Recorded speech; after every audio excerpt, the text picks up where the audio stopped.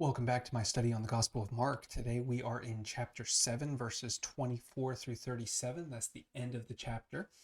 If you were with me last time, then you know that we talked about how Jesus encountered the Pharisees and did so around the idea of their own traditions and laws, and how he thought that the Pharisees' understanding of the Jewish laws were inadequate, and how he reinterpreted them to spring from the human heart, and how everything that they did as far as um, legal or illegal, pure or impure, how they obeyed the teachings of the Torah was all meant to be a response to a desire to have a heart right with God, and not simply rules imposed on people.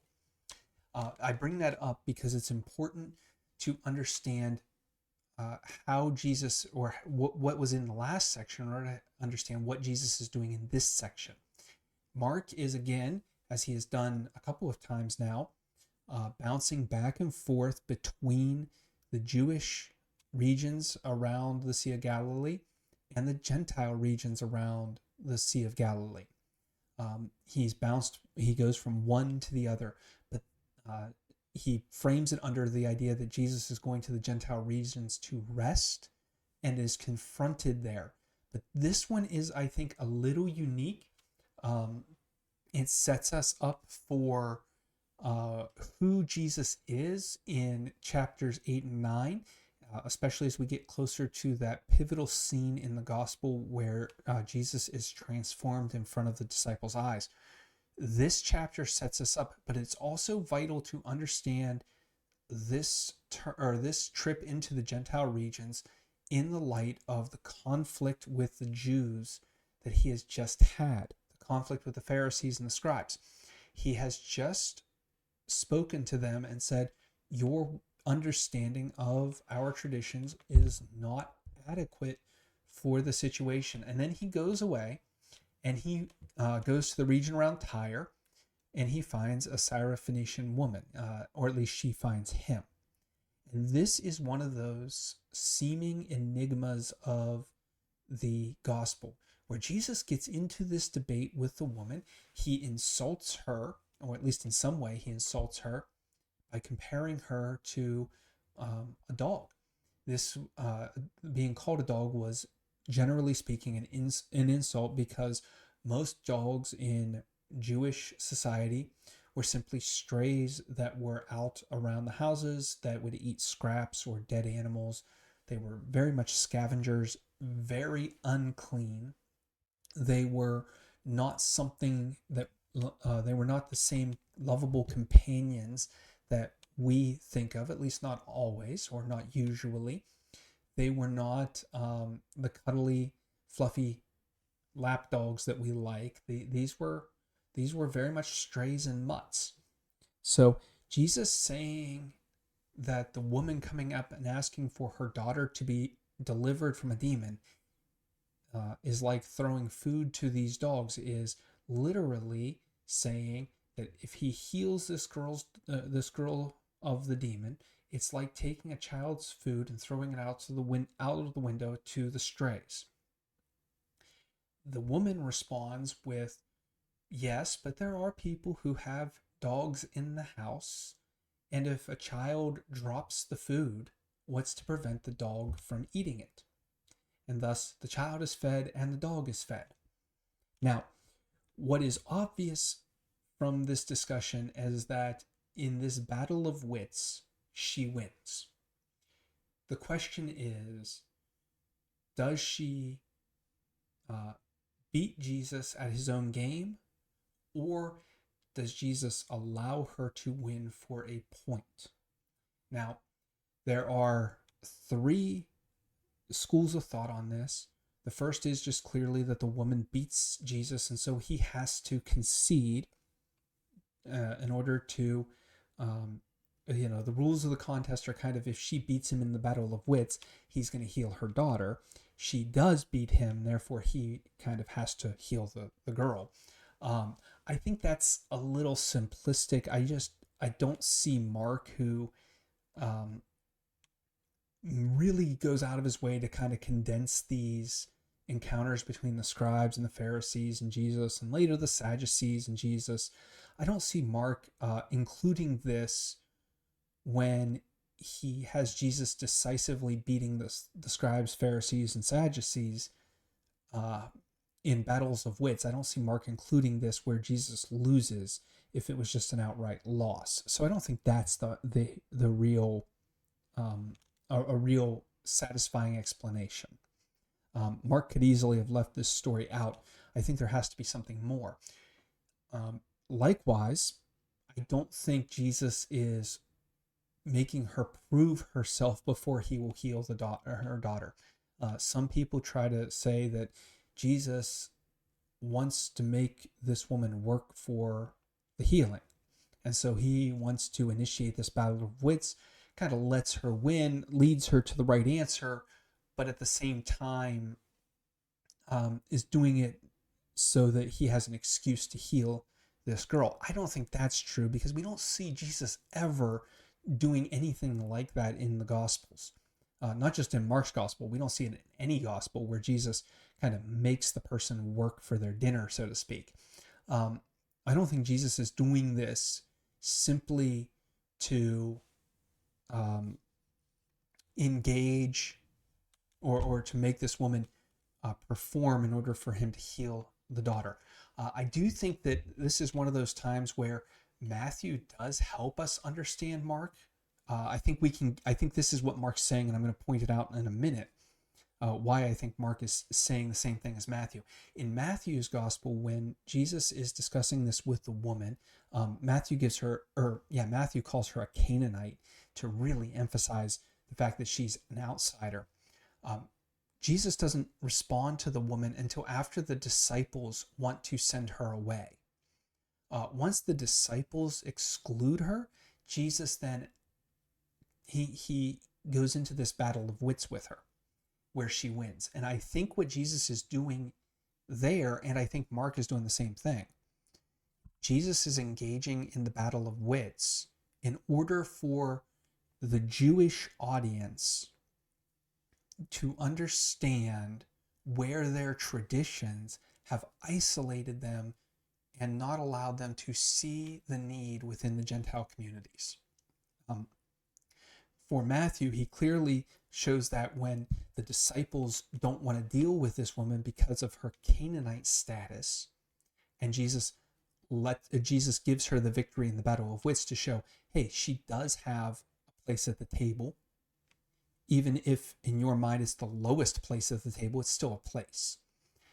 Mark is doing the same thing, only he contrasts this woman with the scribes and the Pharisees. The scribes and the Pharisees have misunderstood all of the Jewish law, and their customs are built off the wrong foundation on the Jewish law. That's what Mark wants you to see. And then we have this woman who proves that she belongs at the table, even if it's the lowest place at the table. And what he's trying to say is Jesus has set her up for the win as a contrast to the Pharisees' position that they understand the purity culture, where things on the Pharisees have said things on the outside make you impure. Gentile contact with Gentiles makes you impure. Here we have the Gentile showing the reader that they belong at the table, even if it's the lowest place at the table. And what Jesus is doing, or Mark is doing, or both, let's be honest, it's both of them, what they are doing is showing us that there is room at the table for these Gentiles, even though in the Jewish system there was not room at the table. So Jesus is giving into this woman. And again, Mark, I think, is including this in part because it is a woman. No one would expect an uneducated Gentile woman to beat a Jewish rabbi in a game of wits. That's just not what you would expect. So the idea that a woman and a Gentile kind of shows Jesus, and through Jesus the reader, that Gentiles have a place at the table is to show that all of the Gentiles, not just say the Greek philosophers or the people we would see as the best of the best have a place. But no, even the lowest of the low have a place at the table, and that their needs are met by Jesus. It's a very clever rhetorical device. It fits well with the subtlety that Mark has used in other places to say that this is what he's doing. It fits well with Jesus's character, and it reveals something to us in a nice, neat little package that really kind of makes you stop and think, especially when you're not used to reading a little bit between the lines for the theme that Mark has just presented, and now he's transitioned, but he's keeping that theme alive of, well, how do we look at the lens of purity and impurity? Is somebody impure simply because they're a Gentile? Or is their purity and impurity based on how they relate to God? And that's what Mark wants you to see right here, that this woman can be pure even though she's a Gentile, and even though the law, the way it had been interpreted around Jesus was, no, she cannot be pure. So Jesus does heal this little girl. He doesn't go with the woman. He just heals the girl from a distance. That's something, honestly, we should expect. As much as Jesus overturns some cultural norms, there are some that are just, you can't push too far too fast. And for Jesus to go with this woman to her house would have been, it would have been social taboo no matter what culture he was in. So for Jesus to go with her would have been it would have been a bridge too far at this point. So Jesus accepting this woman and giving her a place at the table was far enough. He did not need to break other social taboos at this point, just lets her go off, and her daughter is healed. The other half of this section is in the similar vein. Jesus goes back to the Decapolis where he healed the demoniac earlier, and here he encounters a deaf mute. And this man is unique because we have not found somebody yet who has this condition. This is the first time Jesus has come up against anything that relates to hearing and deafness. And so we get a picture of Jesus healing this deaf man. There's a few things about this that make it interesting. One is that he's deaf, and we're going to get back to that in a minute on why Mark would include that here, specifically here. But what we want to focus in on first is Jesus's means for healing. Number one, saliva was a common, it was a common factor in medicinal healings in the first century. So this is Jesus conforming to convention using saliva. This would have been somewhat common practice. It's something that you expect. Maybe not to heal the deaf, but it was something that was not unheard of. And so Jesus is practicing common medicine. Now, we're used to Jesus just touching people. So for him to use medicine's a little bit, or what was considered medicine, maybe not by our standards, but by that standard, that would be a little bit unexpected. It might have something to do with the fact that he is in Gentile countries, and so he is conforming to the more acceptable ideas of what a healer is supposed to do, because, well, he doesn't want to get too crazy in front of the Gentiles. He wants to give them something that is a little bit easier for them to swallow. So that might be why he's using saliva. We don't know. We aren't told. But he uses touch, which, again, he never touches the demoniac to heal, but he always touches the person with disease to heal. So that's kind of important here, or at least it's been the rule so far. So Jesus again touches, this time uses medicine. We don't know why. He also speaks, and this is just like to Jairus' daughter, where he says to the girl, Talitha cum, little girl, get up. Here he tells, and I hate this, the Aramaic version of this. So he just says to the man, to his ears, be opened. And I think that what we see, the connection that we see in the two times that Jesus uh, uses words in his healing, the connection is that in neither case was the person able to hear. The little girl obviously can't hear, she's dead, and this man is deaf and can't hear. So the idea of Jesus speaking and somebody responding when they shouldn't be able to hear is what Mark is getting at. He's trying to show you that when the person should not be able to hear the words of Jesus and follow the commands of Jesus, they still are able to hear the words of Jesus and follow the commands of Jesus. And I think we are supposed to put that together and say, oh, the people who shouldn't hear Jesus can still hear Jesus. That shows Jesus's power. Obviously, there's a little bit of Isaiah here with the deaf shall hear, the lame will walk, the blind will see, those kinds of overtones where Jesus is clearly healing this man as a fulfillment of prophecy that the day of the Lord comes when these specific diseases are healed and mended, and Jesus is healing these specific diseases. So that's what we are seeing in healing the deaf. One last detail is that the first deaf person that we meet in Mark's gospel is a Gentile. He's in the Decapolis. This is the place where the demoniac was healed, and now Jesus has returned to heal a deaf man. Now, we have just seen where he had the Gentile woman best him in a game of wits.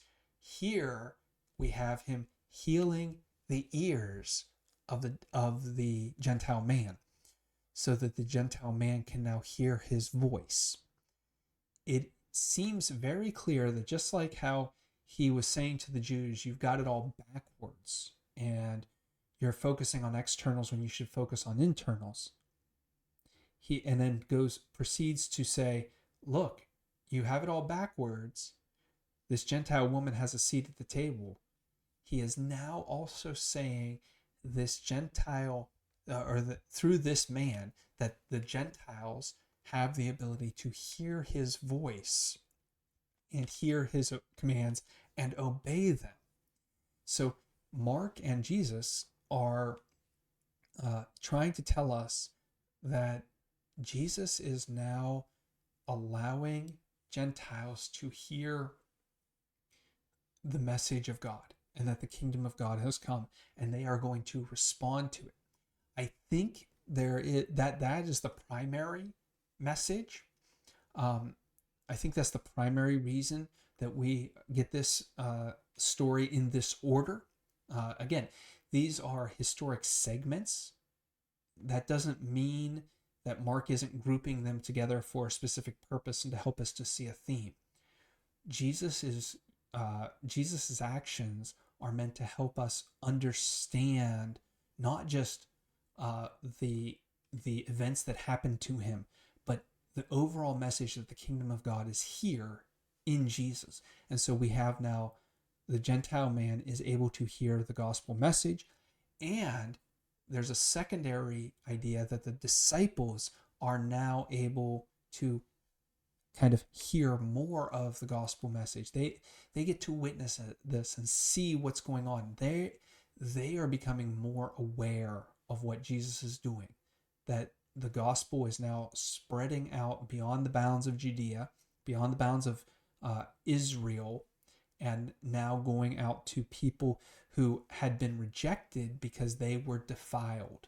And to bring them in was to defile Israel. Now we're seeing, no, defilement comes from within. So I can go out to those who are or have been considered defiled and bring them in so that they can be cleansed. We're starting to get a little bit more of that. This is where this ends. Next week, we're going to pick it up in chapter 8.